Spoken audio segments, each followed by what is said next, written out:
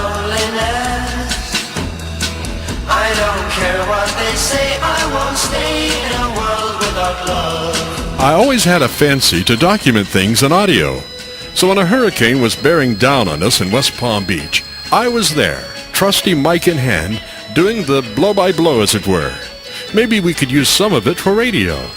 It was early morning and the hurricane was tracking right for us. It was just a couple of hours away. And as I remember now, I spent the eye of that hurricane in a telephone booth praying to be rescued by the Highway Patrol. And needless to say, it became very interesting. There's a gust of about 75. And I don't think that TV antenna is for much longer. And the wind is blowing the rain so hard that it almost looked like it's snowing. It's tremendous gust of wind. From what I can see, though, on looking around, there has been no damage to speak of, except for my dipole antenna, which didn't quite make the scene, but that's neither here nor yonder.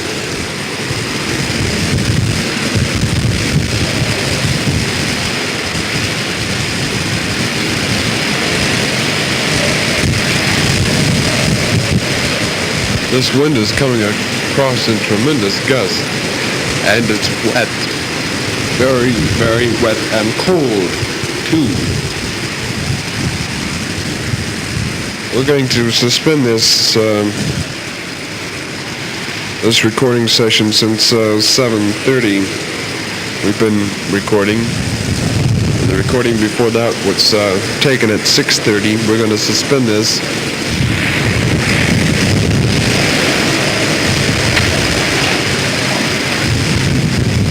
There was another, before I could get away, there was a tremendous burst of wind, and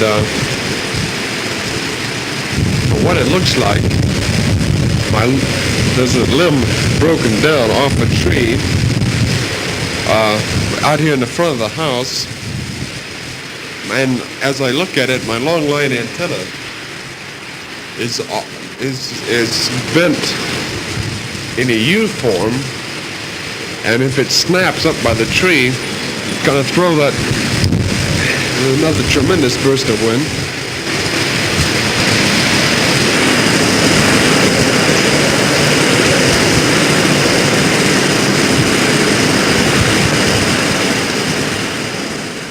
Well, I never was able to make that final test because shortly after that time, the power went off. And that sort of KO'd the recorder and amplifier power also. The damage in the metropolitan Palm Beaches was pretty extensive, but the greatest damage was to trailers. I left, after the power went off at the house, I left the house.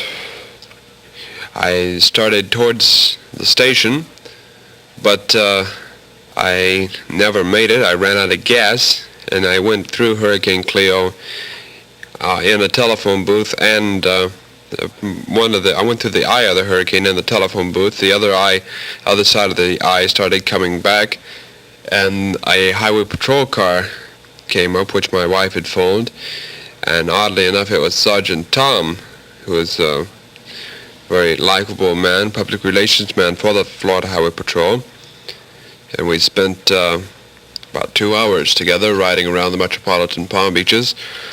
He was checking on how his men's homes came through Hurricane Cleo and reporting to his dispatcher, and his dispatcher relayed the messages to his men who are on patrol.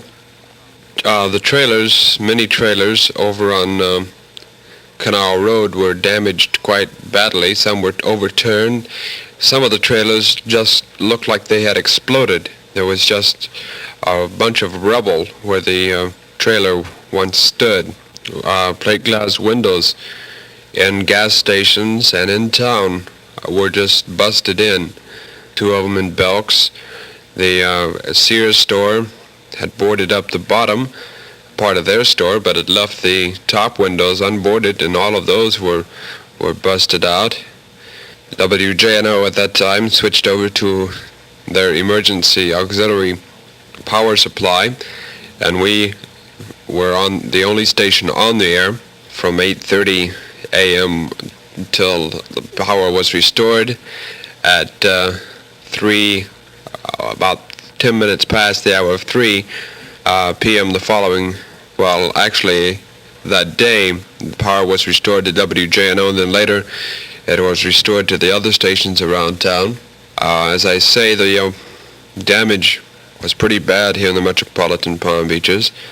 Riding around with Sergeant Tom, we saw many trees across power lines, across the roads, and if at all possible, I'm going to try to have what I had recorded on my way to work. I'm going to try to dub that onto this tape at this time too, so if you'll stand by. The eye of the hurricane is presently passing over, and we are going down Dillon Road out west of town.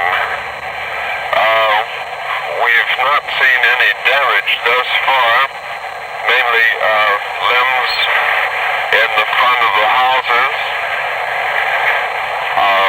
some fallen trees, no down power lines as of this time.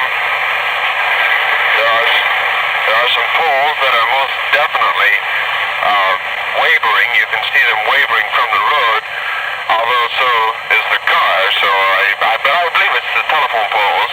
It looks that way anyway. The winds, as I say, the eye is approaching, and we're making our guess from the way it was in Miami. There was a 45-minute delay in the eye of the hurricane in Miami. There's one fallen tree by the side of the road. We just passed it. There seems to be up ahead, there's a whole fallen tree across the road on Dillon Road, which makes it impassable. We'll have to turn around and try another way out. Dillon Road, west of Military Trail, is impassable. There's a fallen tree between Military Trail. On Dillon Road, there's a fallen tree between Military Trail and Jog Road, which makes this street impassable. There's a down telephone pole between the bridge on Dillon Road and Jog Road, and that's the reason the power is out in that vicinity. There's a fallen tree between Jog Road and Canal Road. The road is not impassable, but you should use caution in traveling on this road. On Canal Road, there are many down trees beside the road. As of this time, I've seen none laying across the road, making the road impassable. There's a fallen tree across the bridge on Canal Road. Canal Road west of Military Trail, right across the bridge at the locks, which makes this road impassable. The only bad thing about this is that our news cruiser is sort of low on gas. If we don't get to a point where we can get gas, we're going to be stuck in this thing.